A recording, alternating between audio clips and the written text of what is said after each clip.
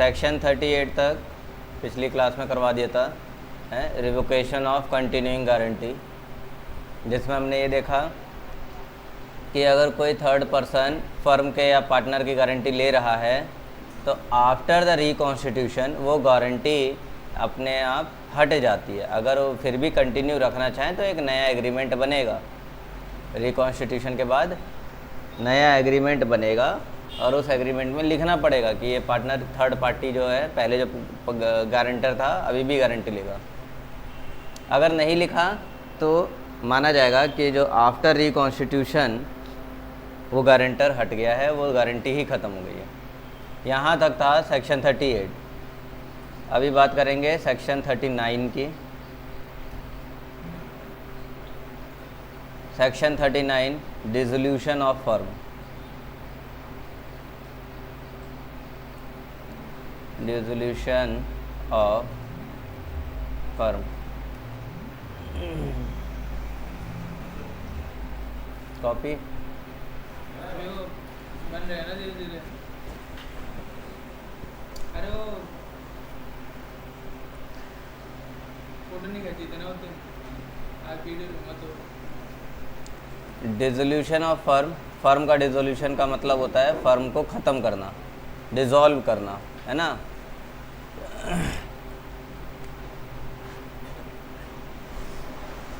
देखेंगे dissolution of firm का मतलब है extinction of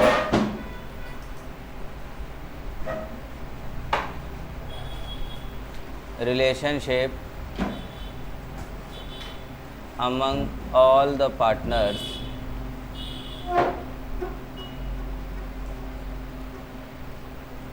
of the firm।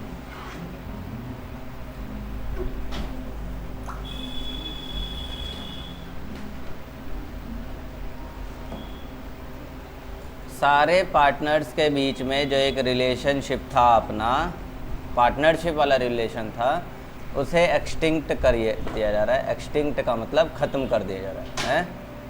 Extinct का मतलब ख़त्म होना। तो extinction of relationship among all partners of the firm, firm के सभी पार्टनर्स के बीच में रिलेशनशिप एक्सटिंक्ट हो रही है। This is called dissolution of firm.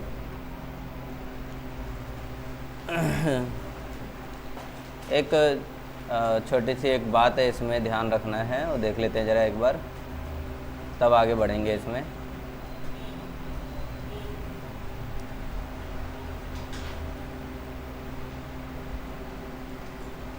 Dissolution of partnership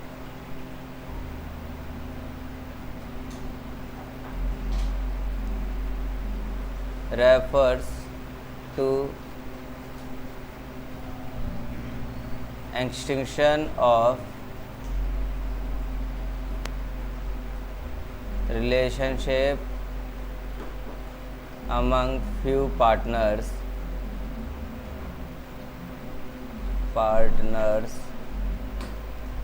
ठीक है।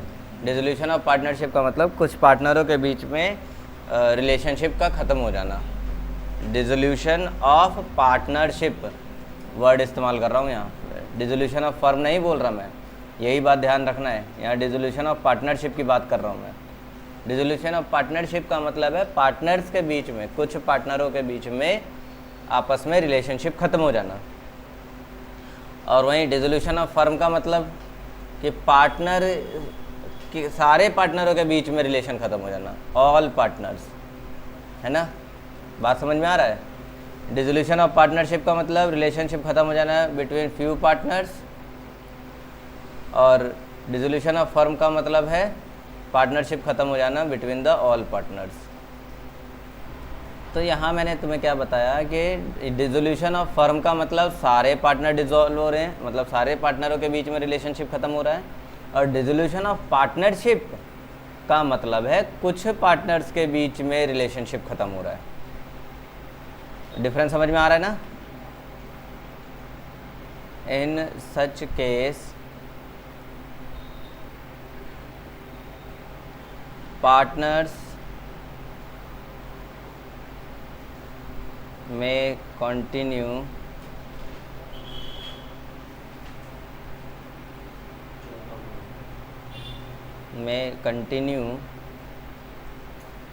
firm by making new agreement है। ऐसे केस में देखो, डिसोल्यूशन ऑफ पार्टनरशिप के केस में कुछ ही पार्टनरों के बीच में रिलेशनशिप ख़त्म होता है, तो बचे हुए पार्टनर अपनी पार्टनरशिप को कंटिन्यू कर सकते हैं, अपनी फर्म को कंटिन्यू कर सकते हैं एक नया एग्रीमेंट बनाकर। ठीक है, जैसे हम रिकॉन्स्टिट्यूशन कह रहे हैं। 10 इसलिए dissolution of partnership is different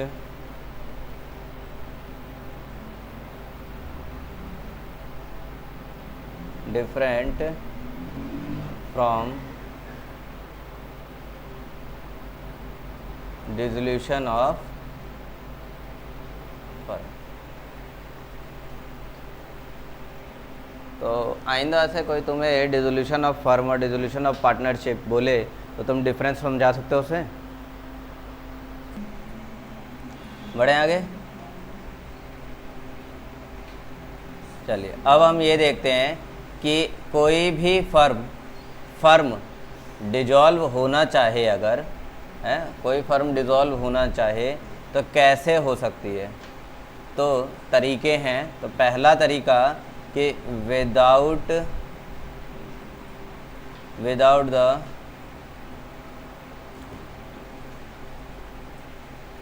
interference of court के इंटरफेरेंस के बिना क्या एक फर्म डिसॉल्व हो सकती है? तो इसका जवाब है हाँ, हो सकती। कोर्ट के इंटरफेरेंस के बिना एक फर्म डिसॉल्व हो सकती है। अगर कोर्ट के बिना डिसॉल्व होना चाहे तो कैसे होगी? तो पहला ऑप्शन है बाय एग्रीमेंट है।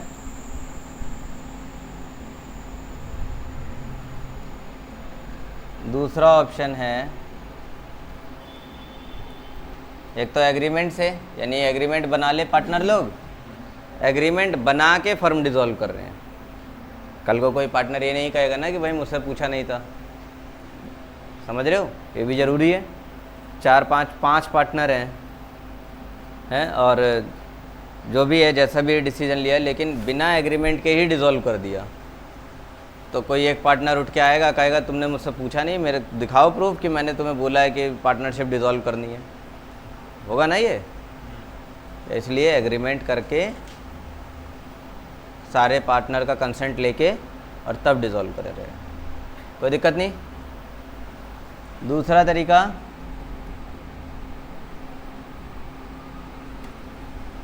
Compulsory dissolution.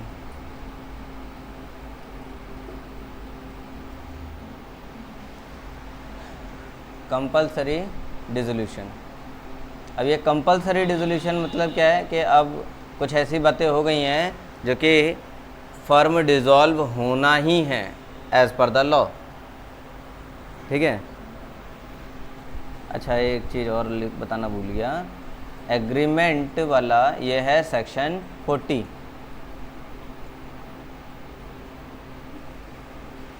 Compulsory dissolution section 41। किसी को कोई प्रॉब्लम इस बात से?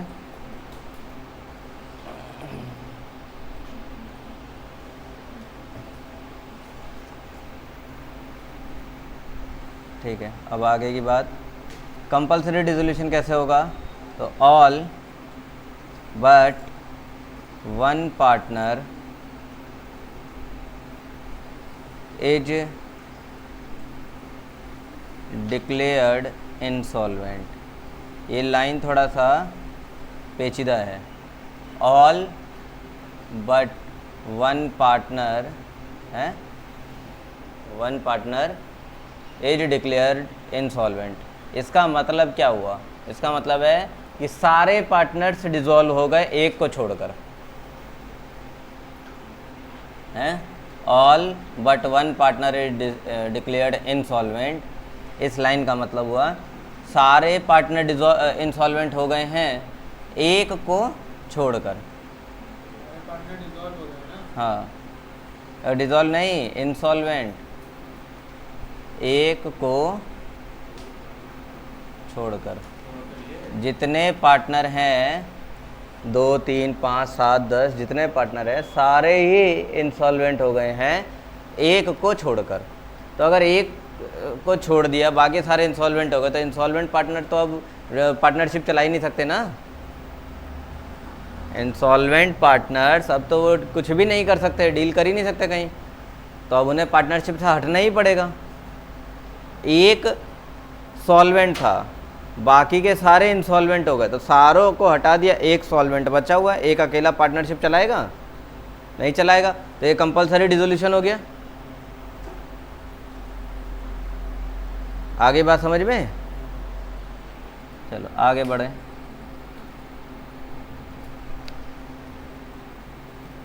दूसरा कंपलसरी डिसोल्यूशन कैसे होगा? तो the business of firm becomes unlawful। Firm का जो भी बिजनेस था मे बी वो पहले लॉफुल अनलॉफुल कुछ भी नहीं डिक्लेयर किया गया था, लेकिन अब उसे अनलॉफुल डिक्लेयर कर दिया गया है।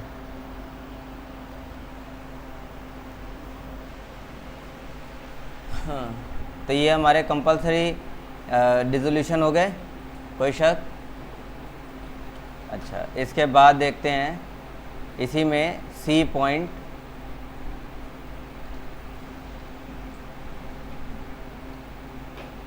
On the happening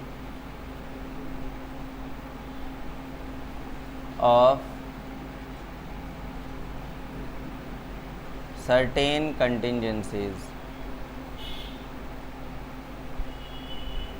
on the happening of certain contingencies.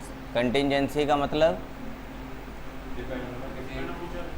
कोई ऐसा इवेंट हो सकता है, नहीं हो सकता है ना, शायद हो जाए शायद ना हो, इस तरह की चीज़ें। तो कुछ कंडीशन या सिचुएशंस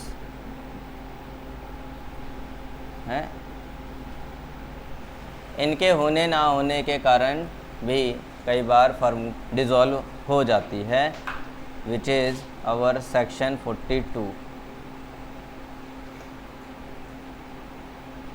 अब ऐसे कौन कौन से इवेंट्स हैं, ज़रा एक बार नज़र मार लेते हैं उन पर। तो इसमें पहले नंबर पे आएगा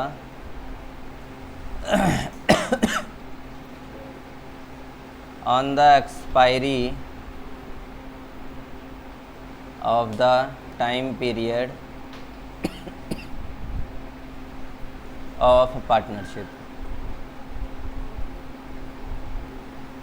पार्टनरशिप का एक जो टेन्योर डिसाइड किया गया था at the time of making an agreement, वो टाइम आ चुका है, एक्सपायर हो गया है, अब फर्म डिसॉल्व हो सकती है। और दूसरा on attainment of purpose of partnership. कई बार क्या होता है कि पार्टनरशिप किसी एक मकसद के लिए किया गया है, वो मकसद पूरा कर दिया और पार्टनरशिप ख़त्म, फर्म ख़त्म। पार्टनरशिप ख़त्म नहीं हुई, फर्म डिसॉल्व हो गई। हो सकता है अगला मकसद कहीं और हो। पार्टिकुलर हो गया ना, पार्टिकुलर पार्टनरशिप। हाँ,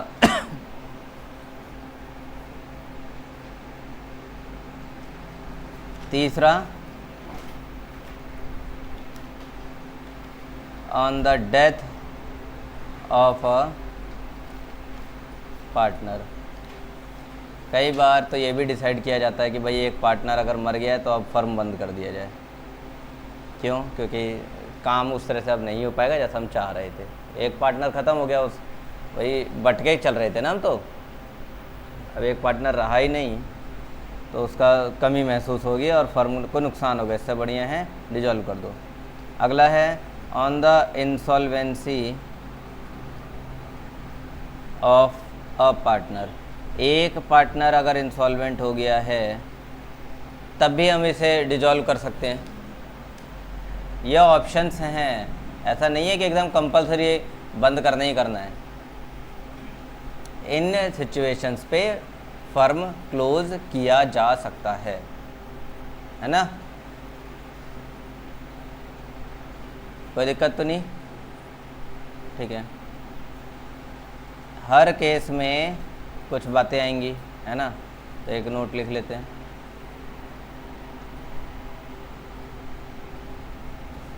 और ये पहले भी बता चुका हूँ। The loss arising from the insolvency of a partner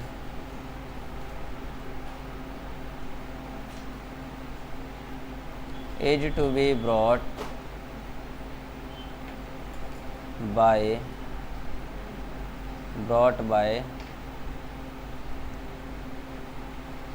solvent partners in cash. याद आया? In last agreed capital ratio.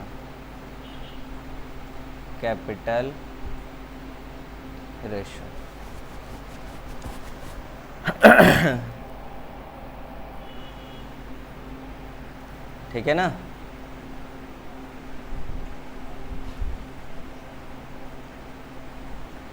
ये बात तो पहले भी आ चुकी है।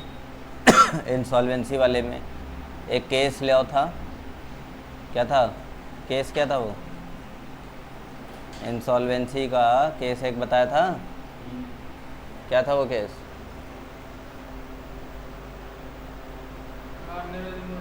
Garner versus Murray rule. थोड़ा सा नीचे कर देना।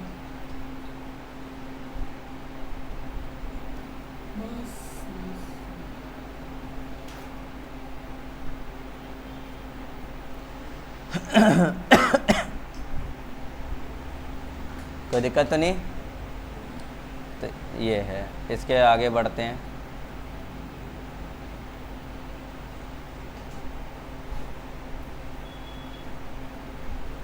सेक्शन 43 और सेक्शन 43 ये पॉइंट है। सी तक पहुंच गए ना? सी तक पहुंच गए हैं। ये पॉइंट है D, point number D, dissolve होने का। देखो अभी तक कोर्ट आया कहीं नहीं आया ना? कोर्ट का इंटरफेरेंस तो कहीं नहीं मिला अभी तक। ये तो सारे पार्टनर लोगों की अपनी मर्जी से ही डिसोल्यूशन हो रहा है। या तो एग्रीमेंट की मर्जी से चल रहा है या फिर पार्टनर की मर्जी से चल रहा है। तो सेक्शन 43 भी ऐसा ही है। यहाँ भी कोर्ट अभी आया नहीं है और डिसोल्यूशन होना है तो by notice in the case of partnership at will. Partnership at will. Partnership at will के केस में नोटिस देकर डिसोल्यूशन कर सकते हैं। सेक्शन 43। ठीक है। अब आ जाते हैं कि अगर नंबर 2, नंबर 1 तो था without the interference of court, हैं? अब आ जाएगा with the interference of court.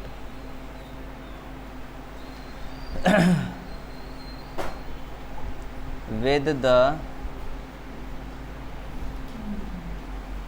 Interference of court. अगर कोर्ट चाहे डिसोल्यूशन करना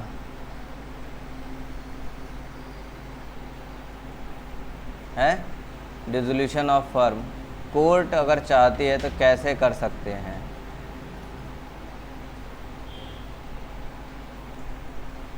देखा जाए।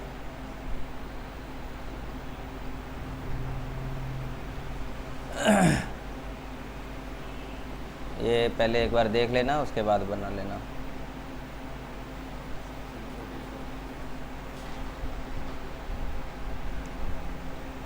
ठीक,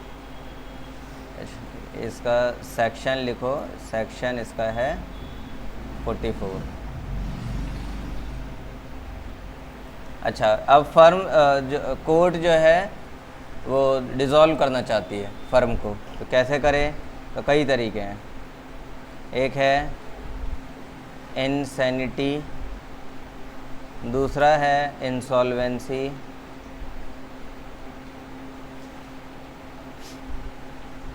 तीसरा है डेथ। यानी इन केस में फर्म खुद ऑर्डर दे रही है कि अपना फर्म डिसॉल्व कर लो।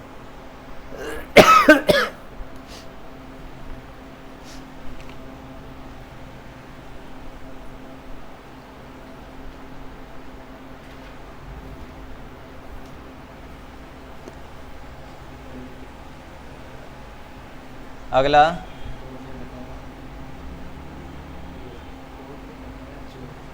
Continuous breach of partnership agreement. Partnership agreement, continuous breach of partnership agreement. इसके बाद अगला misconduct.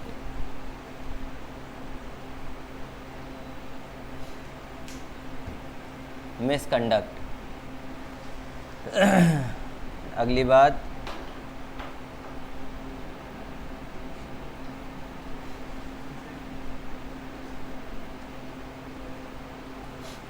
Business can not be carried in profit. और अगली बात है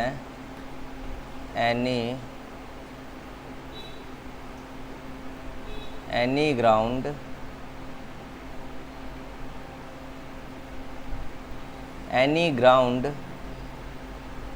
considered just and equitable by court।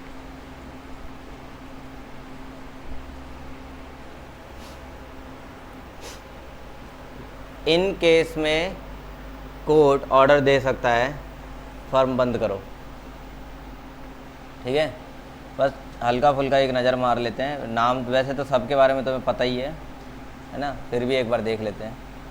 पहला केस इंसैनिटी है। इंसैनिटी मतलब है अनसाउंड माइंड, है ना।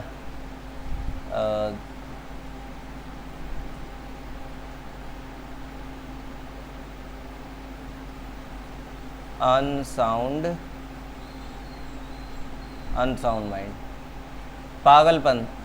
पार्टनर सारे पागल हो गए, फर्म तो पागल नहीं होगी, पार्टनर पागल हो गए, पागलपन वाले काम कर रहे हैं, बेवकूफ़ों वाले काम कर रहे हैं, एक्टिविटियाँ ऐसी कर रहे हैं जैसे कि मतलब समझ ही नहीं आ रहा कि इनके पास दिमाग है। किसी ने किसी कस्टमर ने या किसी ने जाके कोर्ट में केस कर दिया, कोर्ट कहेगी तुरंत बंद करो इसे, हटाओ इसको, और करना पड़ेगा। दूसरी बात इंसॉल्वेंसी, ये तो पता ही है, सारे ही पार्टनर इंसॉल्वेंट, या पार्टनर छोड़ो, अगर कोर्ट ने फर्म को डिक्लेयर कर दिया कि फर्म ही इंसॉल्वेंट हो गई है तो बंद करना पड़ेगा फर्म। पार्टनर को इंसॉल्वेंट घोषित कर दिया है तो वो तो कंपलसरी डिसोल्यूशन है ना, वहाँ तो फिर कोर्ट की ज़्यादा रिक्वायरमेंट नहीं है। लेकिन अगर फर्म को इंसॉल्वेंट को घोषित कर दिया है तो फिर कोर्ट के ऑर्डर से ही फर्म बंद होगा। समझ में आ गया? अगली बात डेथ, तो इसमें भी कोर्ट ऑर्डर दे सकता है, पार्टनर मर गया हटाओ firm. Continuous breach of partnership agreement, partner एक दूसरे के खिलाफ कंप्लेंट कर रहे हैं कि ये ब्रीच ऑफ कॉन्ट्रैक्ट कर रहा है, ये ब्रीच ऑफ एग्रीमेंट कर रहा है, ये ब्रीच ऑफ डीड कर रहा है, तो झगड़े को सुलझाने के लिए कोर्ट कहेगा बंद कर दो फर्म, मत चलाओ। इसके बाद मिसकंडक्ट, मिसकंडक्ट का मतलब गलत काम। अब वो जो गलत काम है वो दो तरीके से हो सकता है, related to business, related to business और related to non business, related to non business. कोई दिक्कत? मिसकंडक्ट कैसा भी हो, बिजनेस से रिलेटेड हो या बिजनेस से रिलेटेड ना हो, कोर्ट का ऑर्डर आया तो बंद करना पड़ेगा। अगली बात, business can not be carried in profit, कोई ऐसा बिजनेस जो बिजनेस वो प्रॉफिट कमा ही नहीं रहा है, तो फिर फर्म उसको फिर कोर्ट कहती है कि भाई क्यों बेकार में तुम अपना और सबका टाइम बर्बाद करने में लगे हो, प्रॉफिट तो कमा नहीं रहे हो, कल को डूब जाओगे, क्रेडिटर से तुम उधार लिए जा रहे हो, उनका पैसा भी डुबा दोगे, चुपचाप बंद कर दो, अच्छा रहेगा, अपना भी नुकसान कम करोगे फिर और दूसरे का भी नुकसान नहीं करोगे। समझ में आई बात? इसके बाद any ground considered just and equitable by court, कोई और दूसरा ग्राउंड मिल जाए, रीज़न मिल जाए जो कोर्ट के लिए पर्याप्त हो ये बोलने के लिए कि बंद कर दो, ठीक है, तो बंद करवा देगी कोर्ट। अनलॉफुल एक्टिविटी आ जाएगी, कुछ भी हो, कोई भी, मतलब कोर्ट को लगना चाहिए कि बंद करने में ठीक ज़्यादा सहूलियत है, मतलब डिसीज़न जो आ रहा है वो यही आ रहा है कि बंद कर दो।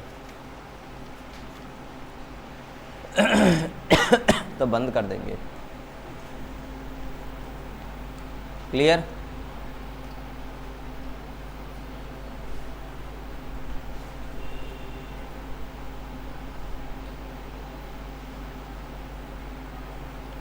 तो आज इतना ही रखते हैं, आज बहुत ज़्यादा नहीं खींचा जाएगा, बस इसके बाद अगले उसमें सेशन में ये ख़त्म हो जाएगा।